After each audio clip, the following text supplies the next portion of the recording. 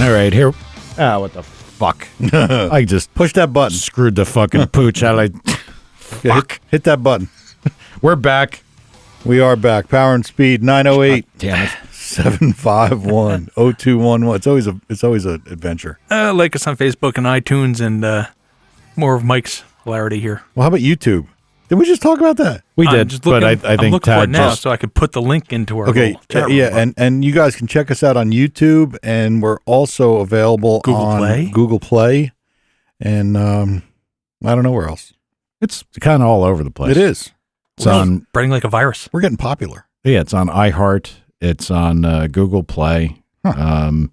The host automatically slides it over to YouTube too. I mean, I kind of felt bad. We had poor Tad, publishing all them. And I was like, oh, look, they just added this. Push a button. It's all done. It was done in one shot. He's up 24/7 working on it. Yep. So, sorry, buddy. But yeah, we're in a bunch of different places at this point in time. So that's actually pretty cool. And the downloads have been great. I mean, thank you to everybody. I don't know what more to say. It's pretty awesome. Could say thank you all. Thank you all. Y'all. Yeah. So we had a guest tonight, but he canceled. He was in the Middle East for an extra week, and he was tired and sleepy and all that stuff. So unacceptable. Yeah, it is. But now he gave us plenty of notice, and I just couldn't replace him because I'm a loser. Well, I realized from looking at some of the chat stuff over the past week, when I did manage to get back on the Facebook, I saw that you actually are actively pursuing the shirt. Yeah, I got two people now. Now, are they listeners? One is a listener, and one is an associate of a listener, and that one is actually a graphic artist. So this is class participation, is what the only way we got this done. It is, yeah. We crowdsourced our own T-shirt. Well, they pounded me into submission, actually, is what they did. Like Tom, yeah, and I saw Luke said, who are you kidding? Mike doesn't have a meeting. He's on Twitter. Luke's one of the guys. He's one of the guys that's doing it. He said he's got an idea for me. He's going to call me tomorrow. And the other guys, I'm actually working with them. I sent them some sketches, and we'll see. We'll see what happens. I'm trying, man. I never thought shirts would be that. We should just got blank shirts and wrote Power and Speed on them in like a crayon, like marker. It's never easy to design something like that. We went through that with the race cars, and most guys that have like drag cars, they don't think about paint schemes or anything like that, or lettering schemes, because it just doesn't matter. You put the stickers on the car where they tell you to. Right. But with the dirt cars, they get fully done. Yep. Everything goes on them. And every time we tried to get involved with a particular lettering guy, and we said, look, we kind of like this, or we kind of like this. Anytime we tried to steer them, we hated it. So we just dropped the thing off. Yep. Let me know when you're done. And just check it out. Yeah. Come back and get it. It's like a surprise. Remember the Home Depot car? Oh, I just sent you a picture of that. You just sent me a picture. Yeah, that's in our display. It's on our big screen TV at SEMA. Is it really? Yeah, well, big screen. It's not that big. Oh my God, that is hilarious. That's funny. That's actually a good story. That crazy. It's painful. Hold on.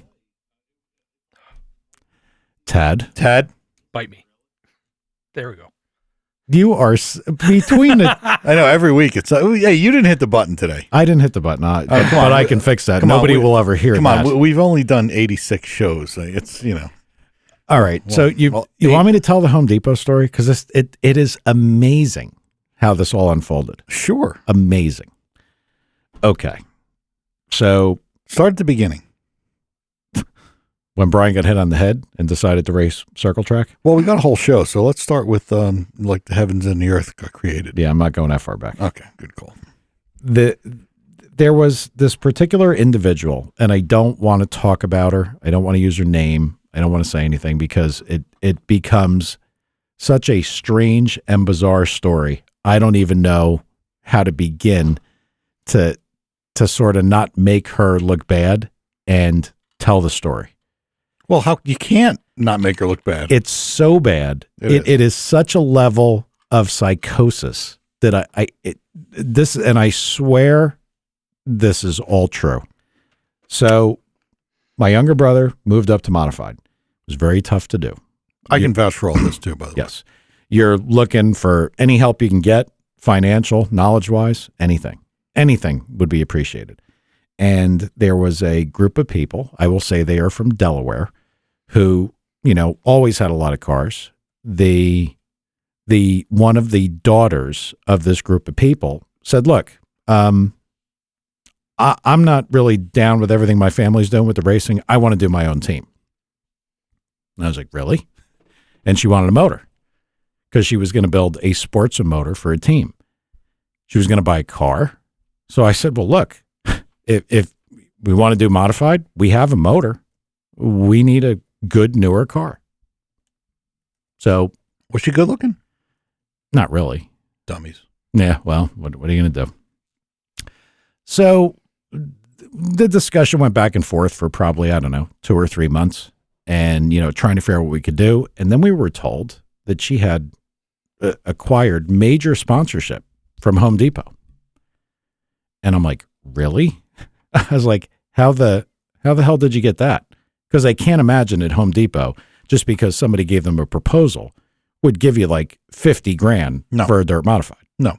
And certainly knowing who Tony Stewart was or is, that he races stuff like this. Well, and he was the Home Depot guy at the time. Yeah. Like full on. Yeah, full on.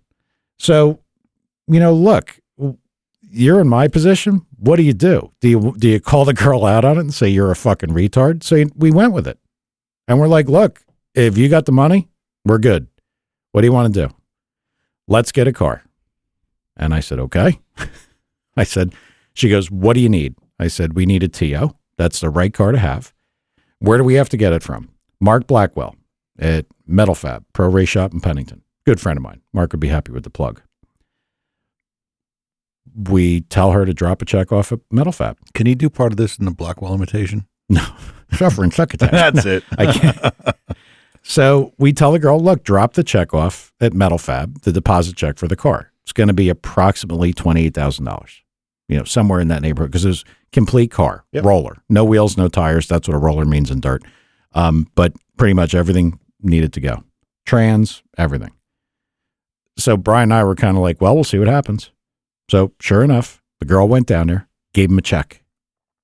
And I'm like, this is unbelievable. I thought this girl was completely full of crap, that there's no way this could possibly be happening, that she really has this money. We're like, I remember Brian and I just looked at each other and shrugged our shoulders. Like, what the hell?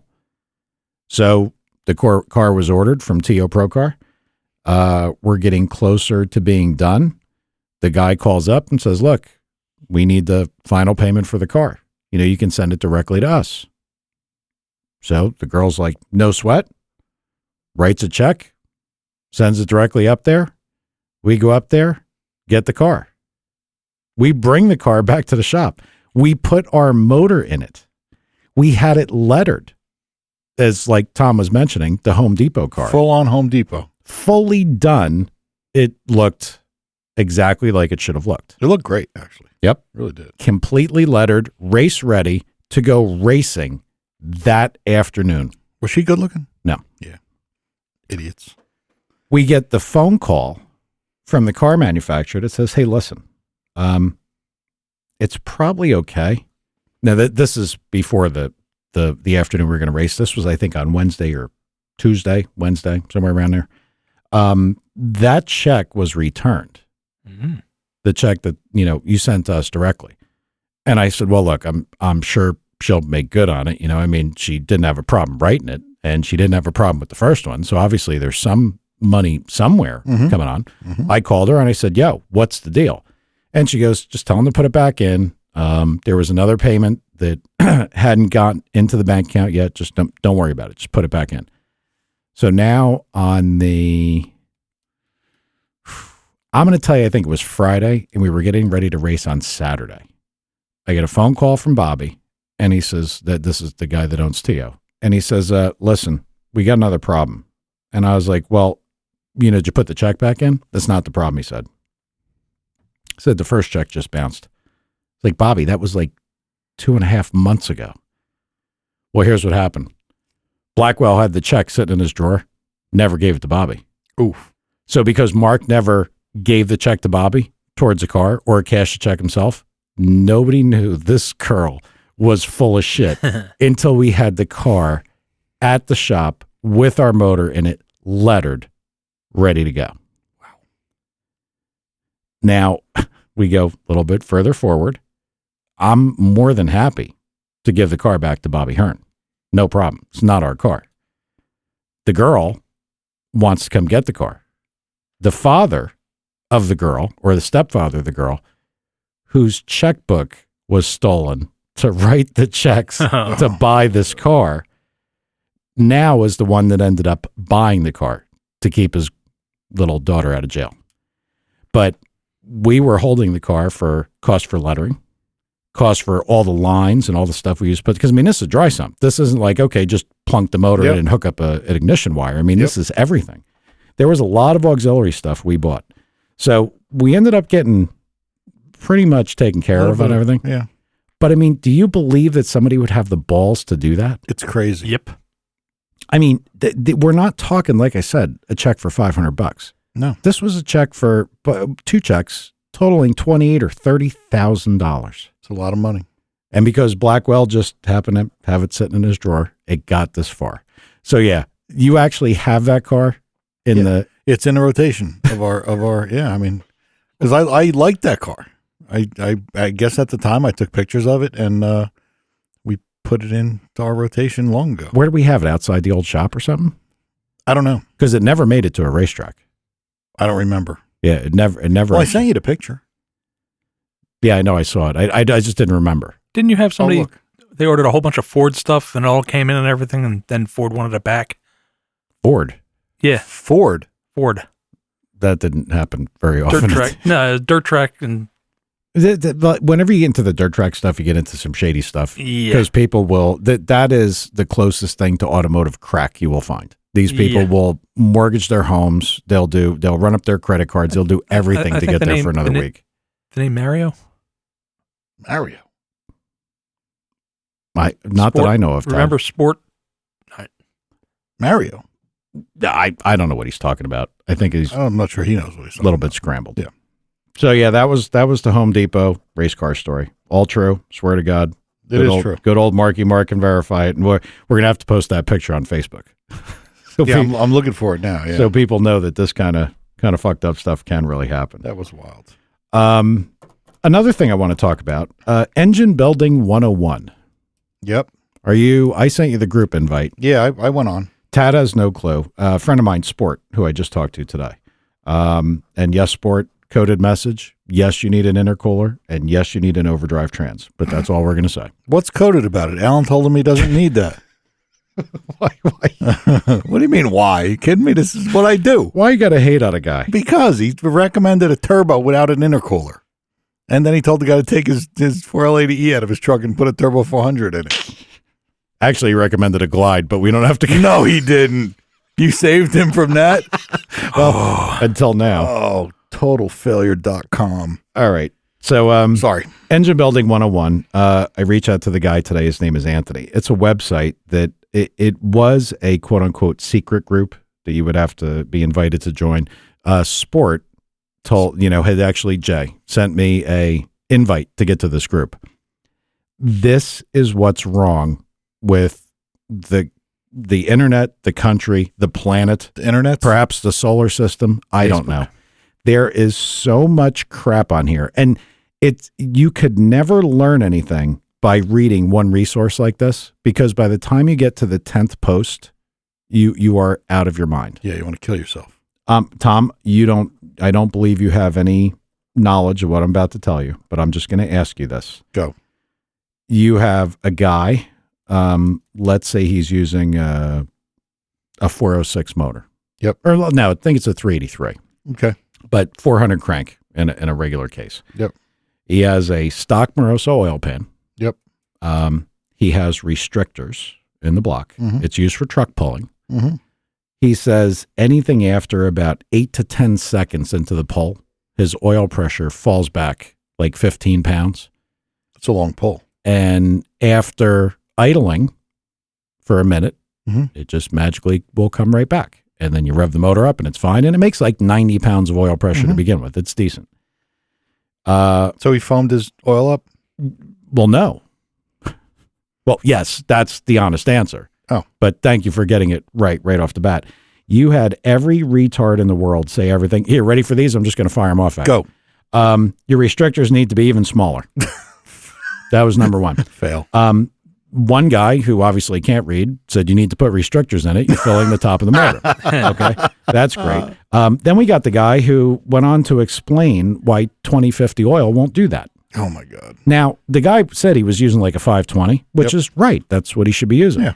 So did they ever take anything that's a thicker liquid and shake it up? If it's thick, the bubbles don't tend to come out. Yeah. I mean, this is just insane. So I write a thing, hey, look, from observations on the dyno and from doing this, I would recommend to you that you probably take, I don't know if I told them in the group or in the chat or whatever, take like quarter oil out. I said, I think you're using a factory type pan. You've said that, you're following their recommendations for oil. It's a 400 crank. So there's a lot going on in the oil pan. I said, you got it foamed up.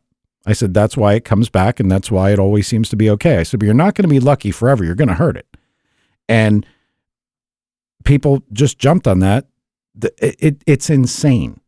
We talked about Yellow Bullet, how there were some things on Yellow Bullet, but this is a concentrated level of insanity. Well, if you remember, this is like 50 shows back, I talked about Naziok.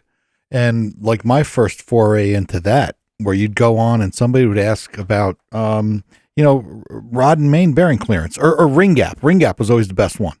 They'd ask about ring gap, and guys would argue about ring gap like they would want to kill each other over 1,000. Well, let me give you an example. There's a guy on here who, and I mean, honestly, I should call him out by name because he's such a douchebag, and maybe he's somebody. Alan? No, it's probably even worse than Alan, if that's possible. No, it's not. Sorry. He said that I'm responsible for building 2,300 horsepower Pro 5.0 Champion motors. Now, look, I know Anthony and some other guys in there, and I went to go look at this guy's page, and he's got kind of a real simple sort of regular Mustang, and like there's nothing on his page that would indicate he's anybody other than the retard in the Engine Building 101 group. He cited to me that King Bearing says that if you're going to use bearing clearance of 2.5, you should use 530 or whatever it was. And if you're going to use bearing clearance of 3, you should use oil of 1040 or 2050 or whatever. And he's like, so King Bear, first thing I thought back to was Total Seal with their basic ring gap. Mm-hmm. This is a ring gap that will work. Mm-hmm. But if you're trying to do the right job, you need to talk to somebody who knows what they're doing. Mm-hmm. So basically this guy was telling people in the group that if you have 3 thousandths of bearing clearance, that you could never possibly run a 0 W20, would never work. So anyway, the guy's name is Anthony, who started this group, and I sent him a Facebook request just to ask him, how this got started or whatever, and talk to him for a little bit. And he actually called me, and we're going to have him on next week. Good. Now, it's got 33,000 members. It was invite only. If anybody wants to friend me or ask us, we'll find a way to get you in if it still is. But I think he just told me tonight it's no longer a private group. Oh, so anybody can go. Yeah. So I guess the moron factor will go up exponentially. Yeah, I'm sure. So it would be an interesting thing to have this guy on, because the reason he started is he was trying to get accurate information. Yeah, I mean, honestly, I don't know how he actually thought he was going to get accurate information on the internet, but God bless him for. But you're hearing the alert zone 1? I am. Yeah, what's driveway alert? Yeah, our perimeter has been violated. I know, by Federal Express.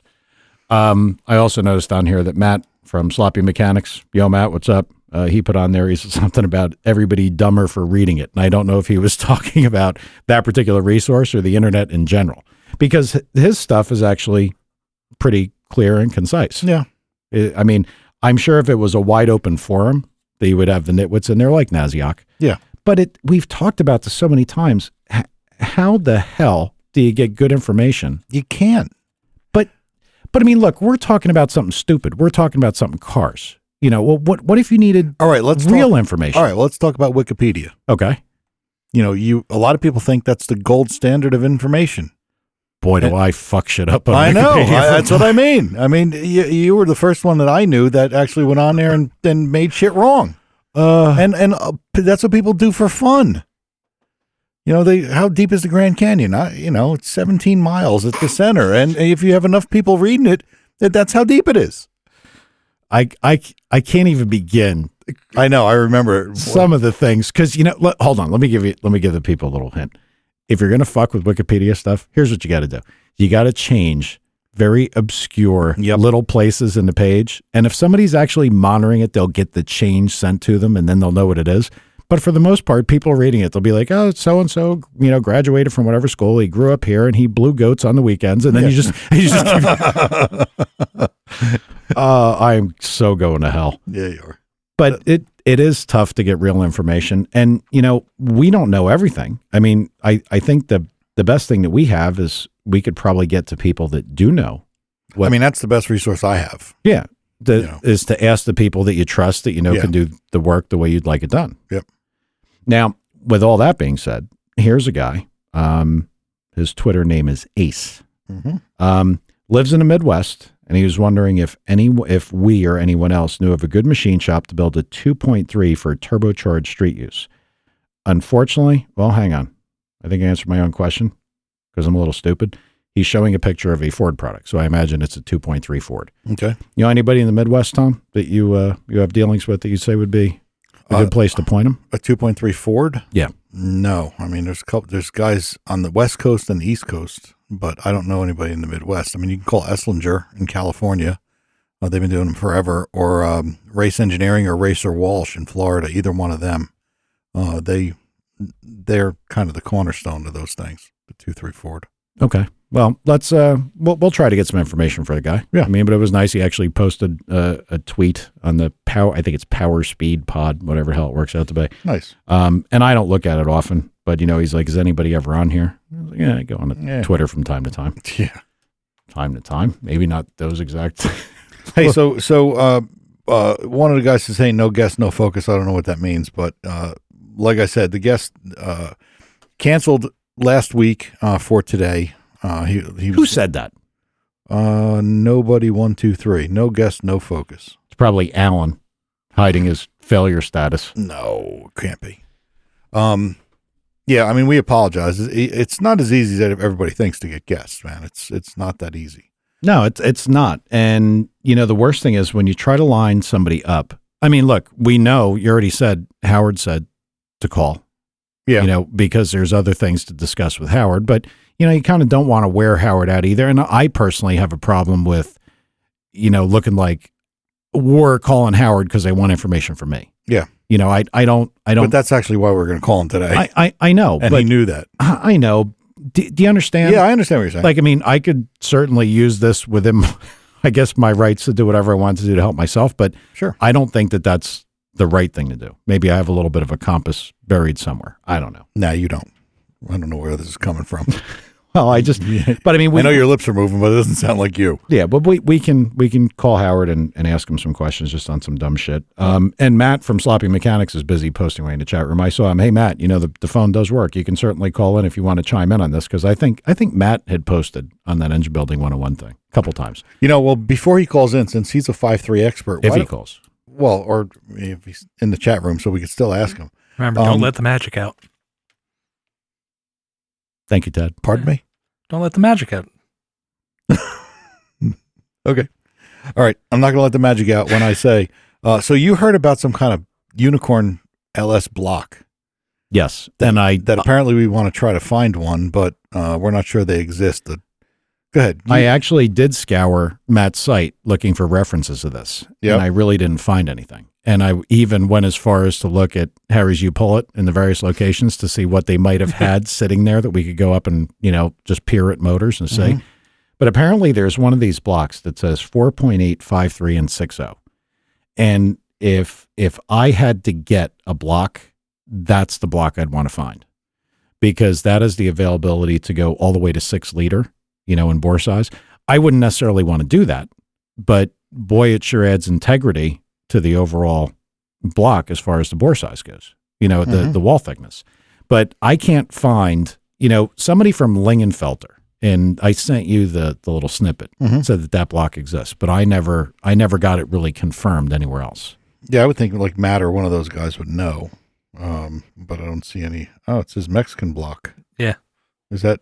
Well, Matt, True or not? 908-751-0211. Don't be shy. Oh, he's saying it's a lie. It's a lie. They're 4853 or 6 liter. So you said you saw the one. Somebody said it said 4853 and 6 right on the block, right? Yeah, that was, and that came from a guy at Lingenfelter's. This is just me just failing. I told Matt to call, and I don't have the phone system open. Fail. Damn it. See, it doesn't seem so bad when you leave your sound on, right, Dad? Nope. When Mike's telling people to call and the phone's not on. Nothing. I got it. Oh, yeah. Matt, you there, buddy? Yep. Hey, man. So first off, do you ever go to that engine building 101 thing? No, I've never been on that one personally, but I've heard. I mean, I've had people tag me and been thrown in groups like that hundreds of times because people say stupid shit. Oh, it's the internet after all. I know, but it's just, and this It's is limitless. I know. And the internet is a valuable place to learn stuff, but it's become cluttered with such bullshit that it makes it impossible to really ascertain what's legit. Well, it's all My stuff. biggest problem with everybody when I started like hot rodding and giving stuff out or asking people for questions was,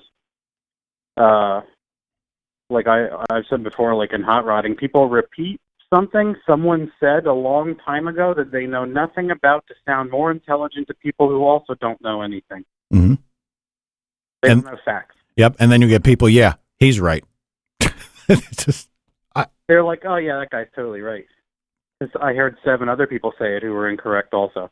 well, I saw something specifically on that website about the 5.3 stuff saying that the only 5.3 cylinder head that will work for what you're trying to do is the iron ones. And I have not seen that referenced anywhere. Yeah, that's like Forrest Whitaker shit going on there. It's, and I mean, this is the stuff that happens. Now, so that block, you don't think that block actually exists? I mean, I would love to see it, and maybe if it does exist, it's like one of those 1% things, but I have never encountered anything like that, ever. Well, apparently what they say, and you might have heard it before, but it says all 3 displacements on the back right side pad of the block. That's apparently what I they don't know say. how it could do that, because the bore size varies.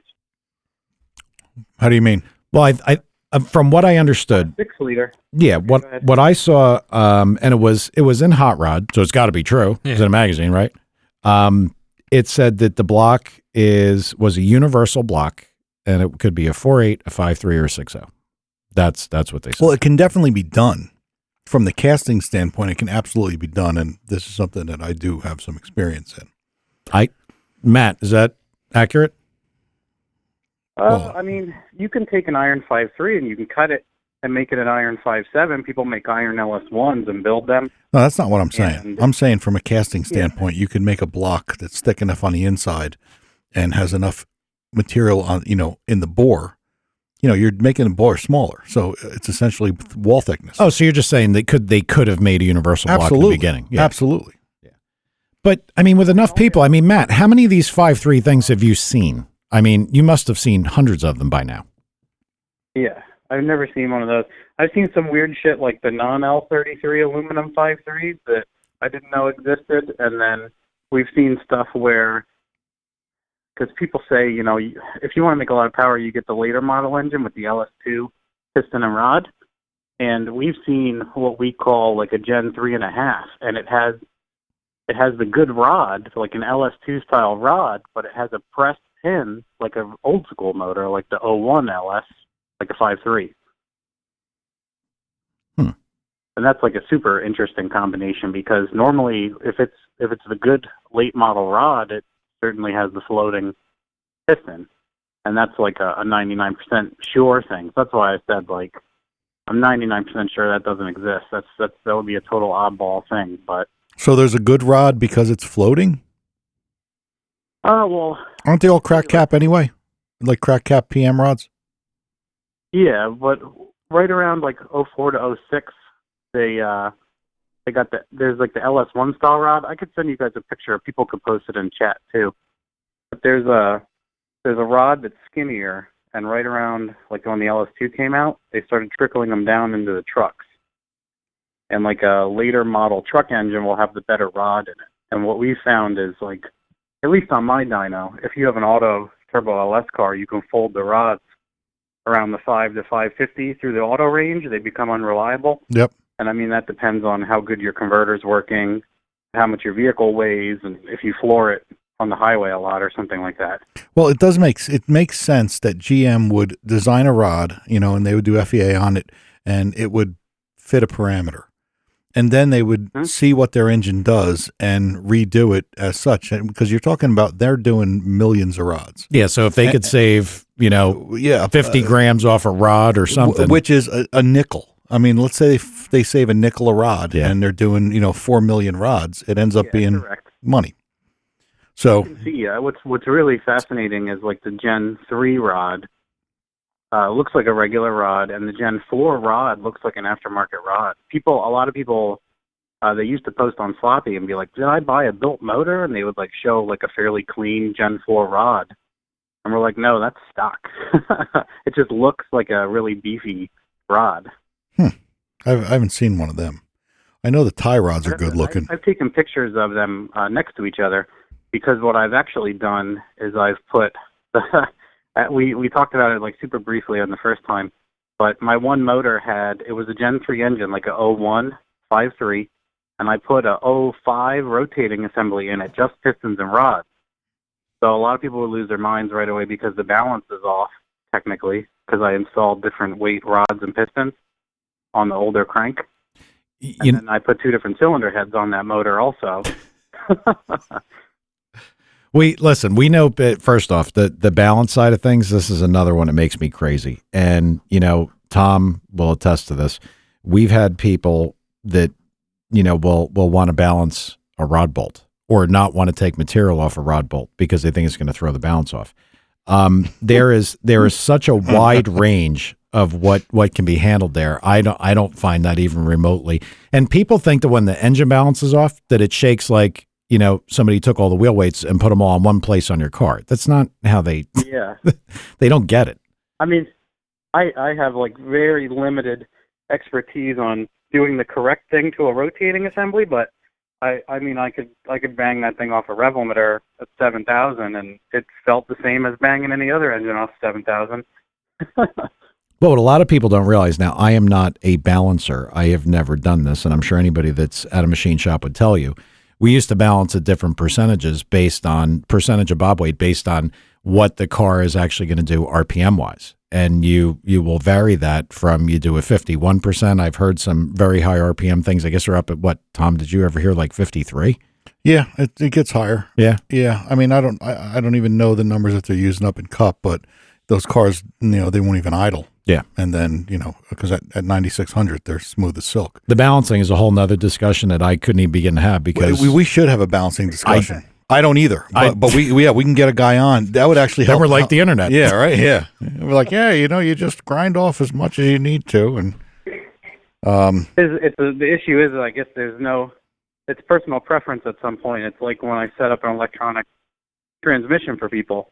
Someone hates it and someone loves it. It's where, it's well, balancing. I don't think balancing is personal preference at all. It's mechanical and, it's based on RPM ranges and all that stuff. I mean, there's a happy medium that everybody uses at 0.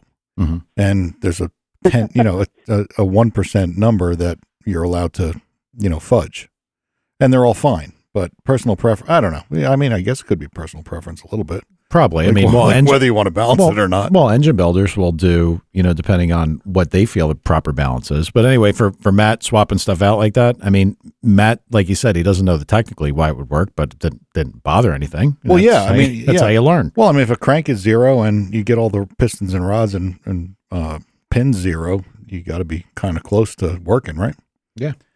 I mean, you got to assume Chevy sent. People say, like, if I weigh the Gen 4 piston and I weigh the Gen 3 piston and there's a difference, you need to remove material from the Gen 4 to make it the same. And I'm like, whatever. Nope, not going to do that. I'm going to fucking install them with an impact gun.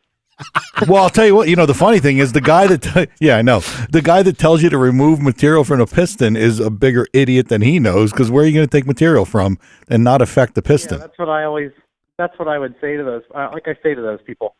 I love having arguments with people on the internet. I've been doing it for like 10 years, so. I can't. I want to kill people. So, you beat them at their own game. You just ask them what they should do. Be like, well, you're the expert. Unload everything. It was funny for a short while. I called it like Internet Week, and I was on LS1 Tech, and everyone would always be like, all that stuff's wrong. You can't do that. This is why shit's breaking. And I'm like, okay, LS Racer 4017, tell me what to do. Tell me exactly what to do. What's your recipe? On it on the dyno, and it would blow up. And I'd be like, well, it seems like you also don't know what you're talking about, so let's move on to the next guy. Yeah. LS Racer 408. We really got to have Matt come in here.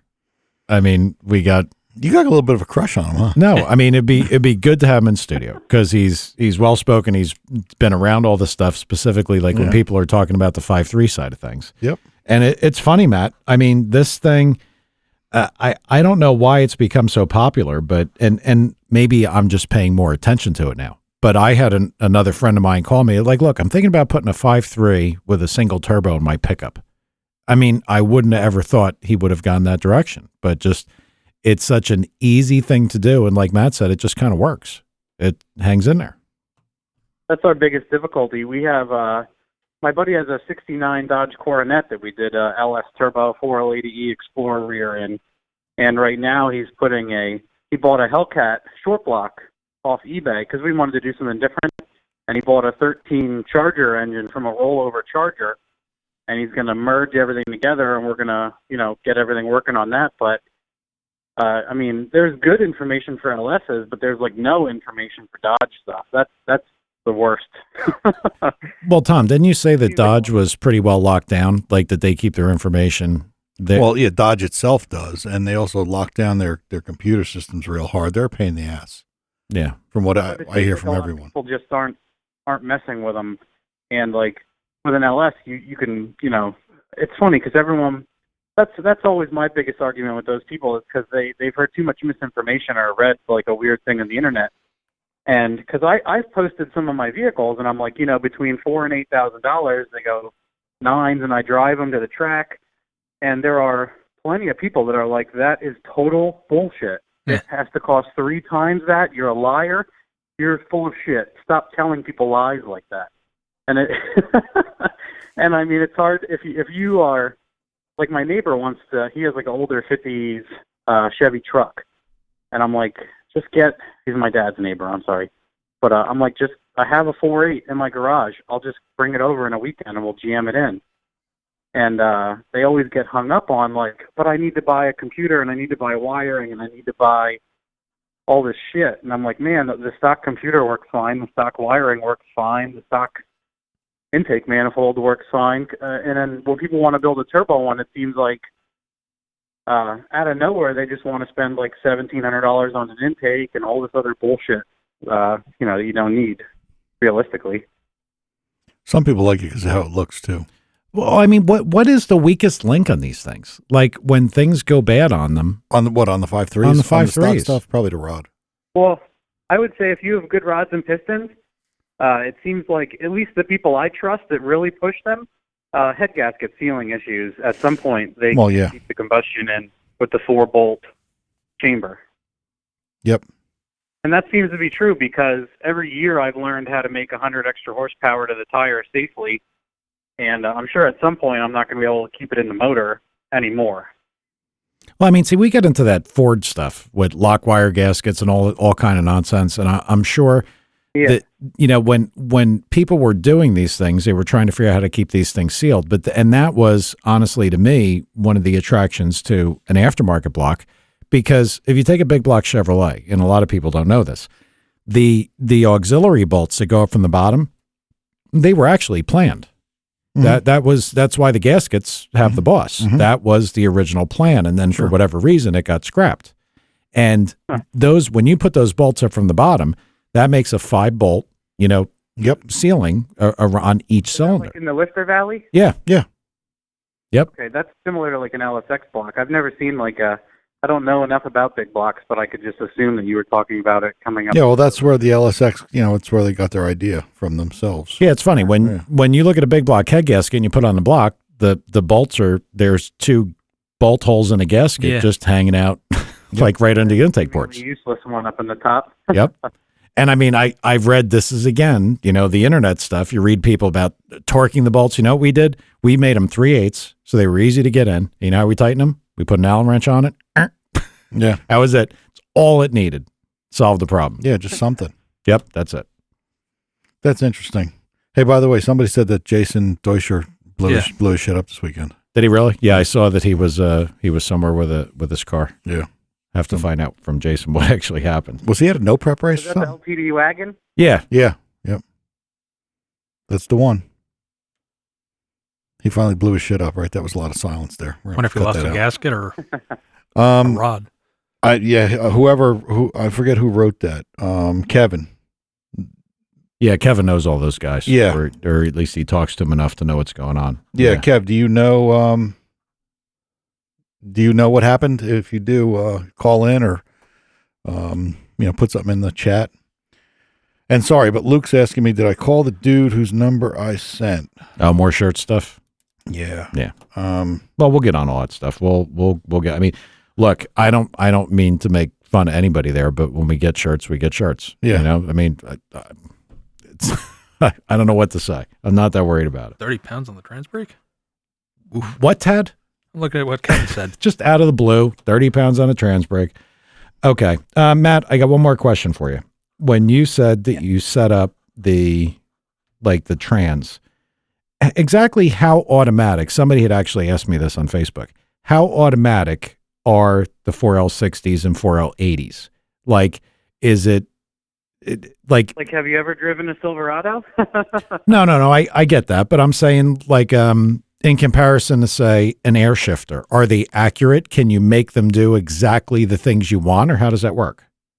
Oh, yeah. Yeah, I mean, as stock ECU stuff can get muddy, where you have to change a lot of things, for aftermarket, or if you unify all the tables with a stock setup, it'll be fine, shift fine every time. And how well defined is a shift point? I mean, you can go down to 1 RPM, but I don't think you're going to see that with a stalled auto. Yeah, but I mean, is it repeatable? If you looked at a log of it? Oh, yeah. Yeah? Yeah, that's what I mean. It'll do the same thing every damn time, as long as, traction and everything else is the same. That's pretty interesting. Because that was actually, a funny note of that is, my buddy who's on the chat all the time, he has we use Megasquirt products also. Mm-hmm. He has a Glide, and then he has the little rubber bumper shifter, and we have the Megasquirt shifting his Glide. I mean, just like an electric solenoid, like a rubber solenoid that just Yeah. I mean, that's been done. Yeah, well, no, I understand that, but what I was wondering about is specific, and I mean, again, I'm trying. Yeah, the electronics of the trans. Yes, is what I'm you're saying. trying not to get too far into my shit, like what I'm trying to do, but I'm wondering exactly, what happens with a 4L80. Why do you have this aversion to getting in your shit? I kind of feel like it's. I can't explain it. Well, it's either that or we got to go on Engine Building 101 and ask. There you go. We'll get all fucked up. If you have a 4L60E, your shift points may vary how the transmission feels, because those are, in my opinion, super unreliable. But with a 4L80E, it'll do the exact same thing every time, no problem. Okay, Nathan just put in, and Nathan knows too. Jason apparently didn't break the motor, lost the intakes. I guess blew the intakes apart. Oh, wow. Huh. So he said he lost. That's what the 30 pounds. Yeah. Okay, so it spiked the 30 pounds, blew the intake up. Gotcha. That sucks. So I guess you know what they'll handle. He's running. Probably a plastic intake. Intake? No, it might be maybe a plastic one. I don't know. Because we've run 30-some pounds through stock intakes, no problem. So I'm curious if he has a fast one or something like that. No, I don't think so, because he had a stock. I mean, we talked to him. Asked him, who built your motor? He's like, GM. And, he changed the cam. Same thing. Yep. Changed the cam, changed the springs, head studs and gaskets. And I think everything else. Change the cam in the dark. Yeah. I think everything that they did was exactly, that motor put into a car. So it's probably a stock intake. Yeah, I would say, you never know. Well, I mean, if there's casting drift and stuff like that in them. Yeah, but certainly not the worst failure to have happen. I mean, Yeah. it sucks to have to fix it at the racetrack, but it's not exactly horrible. Well, it went through his hood, apparently. Well, that kind of sucks. Yeah. But yeah, it doesn't hurt anything. It just, that way down on power right after that. And that's like a whole $4 worth of intake he broke if it's a stock one. Well, yeah, I mean, those things are all the same, aren't they? Yeah. Like all the cathedral port intakes are the same. Well, there's two or three versions, but probably pretty the- much. Yeah, but they'll all just bolt on. I mean, technically, like, they're all pretty much the same. Some are returnless, some are returned, some have the 4-bolt throttle, but they're all cathedral truck junk. Kevin says he thinks it broke a rod. Oh, now Kevin's saying that he thinks it was an actual failure, but that could have happened after who knows? I mean, the bottom line is it broke, but he ran drag week. He ran no prep stuff. He won no prep stuff Yep. with essentially not a lot of money invested. And that doesn't suck. Wait a minute, Jeff Hester says no. So he's the expert on rods. No, I think he's saying no, like, no. I think that's what he meant. I know, Jeff. All right, Matt, you got any good projects going on? Tell anybody about or no? No, just I got a converter for my truck. I'd like to see it go low 9, with a non-snowmobile converter in it, spring. Anybody that doesn't understand that reference never drove something with too loose a converter. It's horrible. Yeah, it takes, and sometimes people think their car is fine until they like put a really good one in, and they're like, oh shit. What happened? Yeah, it's amazing. That's back in the Vega torque converter days. Yeah, I mean, if you have a shit turbo converter, it's funny. I can tell like the first hit on the dyno. Sometimes, you'll make 450, 550, and then you go for a little bit more, and the converter is just like almost on the tickling the limiter the whole time, and it loses like 40 mile an hour on the dyno pole. I'm like, yeah, that thing's gone. All right. Well, keep us informed, Matt. Like I said, we're close, so you got to come in one night. Yeah. And it'll be a good time. We'll have a lot more to talk about at that point in time. No doubt. So, all righty, Matt. Well, thanks for calling. Yep. See you, buddy. Later. Bye-bye. See you, man. Bye. He's a perfect example why common sense prevails. Yep. I mean, these people just out of control. But anyway, the engine building guy is going to come on. I think the engine building forum guy, it's going to be good. And he says he's got like a hall of shame. Yeah, we got to get to some of that too, because some of that is probably funny. Listen, you could go on there and read down through, and you will pick out 40 things that are horribly wrong in 5 seconds. I was just thinking, though, about everything we discussed with him. Should we start a Facebook page, Trans Building 101? Well, it's probably out there. Or it's just lumped in with Engine Building 101. Who knows? To me, the transmission is the place where the magic is that I don't want to touch. I mean, I've had them That's apart. what's scary I put them shit. back together. They've worked, but it's not my bag. Come on, you of did do tricks. Turbo 400 when you broke it that one time. Yeah, didn't but you? it's just not my bag of tricks. Me neither. Stick, no problem. They're easy. I know exactly what to do, but the automatic stuff, there's a lot of little parts in them things. Yep. Yeah, I'm Well, shit, didn't your father teach you that way back when? What, the sticks? Yeah. Oh, yeah. God, I did a million Muncies. I mean, I remember John Hoffman used to cut clusters to make custom gears. It got involved. The last thing that I do want to talk about, and it's worth touching on, is we received an email about advertising. Oh, yeah. Ooh. And it's purely because of our volume, because the volume's gotten high enough that we've gotten the attention of some people. Yeah. So that's nice. Dad's all excited. More hamburgers. Yeah, exactly. We got none anyway, so.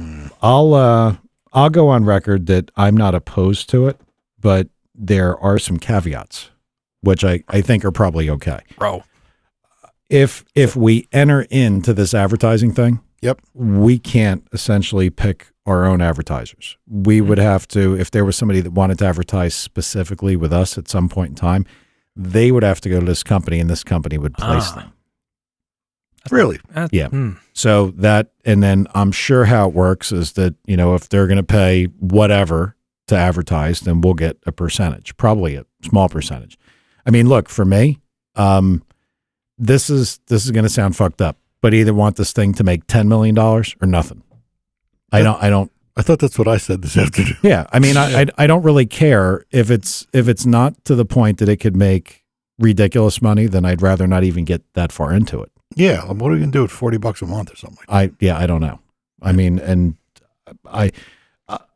Get a bunch of Route 44 Diet Cokes. we could, and I mean, and honestly, the monthly investment on my side to keep this going is not a lot. I think it's like maybe by the time we're all said and done, Millions. maybe $170 a month between all the various resources and services and shit to run in the background. I mean, so it's not really huge. Yeah. I don't really care. But we're probably going to send out what they had asked for, and we can get this filled out, and it doesn't matter. It doesn't mean we're locked into it. They have a survey, like about, are you male? Are you female? Where do you live? How old are you? I guess so undoubtedly this show would be like Dollar Shave Club. Yeah. A bunch of guy stuff. Yeah. So it would be shit like that. But it's something that probably we should look into. But I mean, I'd be interested to hear from the listeners if they'd care if there was, a bullshit advertisement inserted here or there. We don't do it. They just do it. Really? Yeah. We put Wouldn't be a live read. No. You put there's like a tone in or something, like you make a tone or some kind of noise, and then they know to place the ad there. You just pause, and then all of a sudden you just say, we're back. I guess. I've never done this. I don't know. Never done any of this shit. Back from the pee break. Well, we could, what we should do is we should post something on the Facebook page and wherever else we can, and ask for some email addresses of listeners. What do we need? 250 listeners? Yeah, 250 people had to answer the ad. Yeah, I mean, should get that in 2 minutes. Yeah, yep. I mean, it's not exactly a big deal. I don't know. I mean, but see, we got into the discussion earlier, Tom. If you took somebody's advertising, like let's say, I'm trying to figure out an example. Let's say JC from ATI said, look, I like what you guys do. I like that you're trying to help people. I want to advertise on your show. Great. Now, does that mean you can't have another trans guy on later on?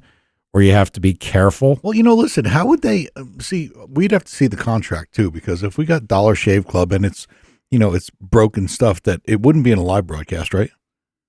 No, it wouldn't appear here. Yeah, no. they pop it in. Yeah, for downloads. Yep. So, I mean, would it stop us from, like, you and I doing, hey, this tonight's show is sponsored by ATI Transmissions or? Well, I think that's Moroso that's what they're saying, that if you're doing stuff like that you are disqualified from their advertising. From all of it. Yeah. But I mean, what if we wanted to advertise like Fudd's Swing Set Building Association? It's not even car related. Well, there's Dollar Shave Club. No, I think what they're trying to say is that if you're going to be with them to do with advertising, they want you to give them. Yeah. All of it. And then I'm sure what they're going to do is they're going to try to push, that advertiser everywhere. Right. And I'm sure that these advertisers are not targeted to your particular podcast. They're probably targeted to a demographic. And they say, this is the package. Right. But I'm also probably sure that, and I don't know how this would be. Let's say a 30-second spot is $100. I bet you as the podcast get like $2. Yeah. It's probably nothing. I mean, I'll research it a little further, but like I said, if it wasn't going to make real good money and it had the potential for causing conflicts and everything else, I just assume pass. Same. I mean, look, if Sirius Satellite Radio wants to pick us up and give us a couple million, I am in. Hey, yeah. But I'm not going to New York. Not doing it. No. If they give us a couple million, I think you'd probably have to. We'll get those helicopters. There you go. I need a lot more than a couple million to get helicopters, buddy. All right. So, well, we're gonna put that form up. Yeah. And people can fill out and say, all right, what else you got, Tom? Anything? Well, let's talk about the shirts for 2 seconds. So the three of us have been going back and forth on fonts and logos and all that crap. And I think we've asked before, but let's ask again. First of all, do we have an email? They can message us on Facebook, right? Yeah. Whatever. What's the Facebook address? Power and Speed Podcast? Yeah, I think that's all it is. Okay. Well, they can find us. But anyway, why don't we, I'm going to ask right now, if anybody has any ideas for logo, for font, for design. We have some design ideas out there, but we are not the artistically inclined group. Well, Tad is, but he's Tad is, and I got to tell you, he shuttled them away pretty quickly, and I didn't see you look through them, but I have said on many occasions that Tad can draw. Yeah, he can. I quite well. was going to look through them after the show. Yeah, but I know I don't think Tad would mind. I'm going to snap a couple pictures of these and put them up. Yeah, they're cool because he is quite talented. But that's like the other thing that when we talk about this logo and everything else, it's also got to be decal friendly. Yeah, right. Well, yeah, right. I was trying to think of a logo, but where do you start? You know? Well, and none of us like what the other one likes. You know, Mike likes a certain letter. I like a certain letter. Tad likes crazy music. So I'm the artistic one. So you are, and Artistic. yeah. No, Did he say aw? Yeah, he did. Or R. So anyway, pirates. if anybody has any ideas, and Luke's working on one, and our other guy's working on one, you know, we would appreciate it because we are obviously, by we, I mean I am failing at the T-shirt deal, and we do want to get them done. So I would like to have them. yeah, But I mean, again, to me, and this is really fucked up. That's it. What do we if we go do Japanese anime? How does everybody think about that? Tad. killing me. Anyway, I don't particularly care.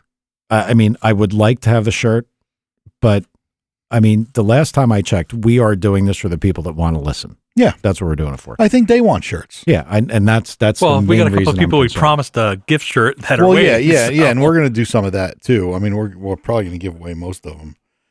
Well, some of them. Yeah, no, we should. And then we'll sell the rest and triple our money and go on hell yeah. vacation. Oh, no, that's not going to happen. Well, we're all going down to Florida to watch this vet be built, right? Yeah, that too. Anyway, all right, we're losing it. We lost it a long time ago. Yeah, we did. This, like I tell everybody all the time, not everyone's going to be winners. We got to work. Yeah, you we know, do, during yeah. the week, Yeah. there's only so much time for this stuff. I'm glad Matt called in and to talk about some of the crap. And my phone was crazy today. Yeah, mine was too. Oh, you know why? We had essentially a day or two off last week. 4-day weekend. And then I didn't do shit over the weekend. Me neither. Yeah, that's what happened. Not a thing. I completely forgot about that. Yep. Turkey Day. That is why. Yeah, I hope everybody enjoyed their Turkey Day, by the way. I didn't. I didn't hear anybody say anything, but we don't hear them. Huh? He had White Castle. Yeah, I'm sure he did. Actually, I did on Sunday. All right, well, like I said, guys, you know, they all Hey, can't turkey be... burgers. Tad, What? you need a mute button. Like I said, they all can't be winners. We try. Yeah, we're good. So we'll be back next week. We do have some guests lined up, and, we'll see you on Monday.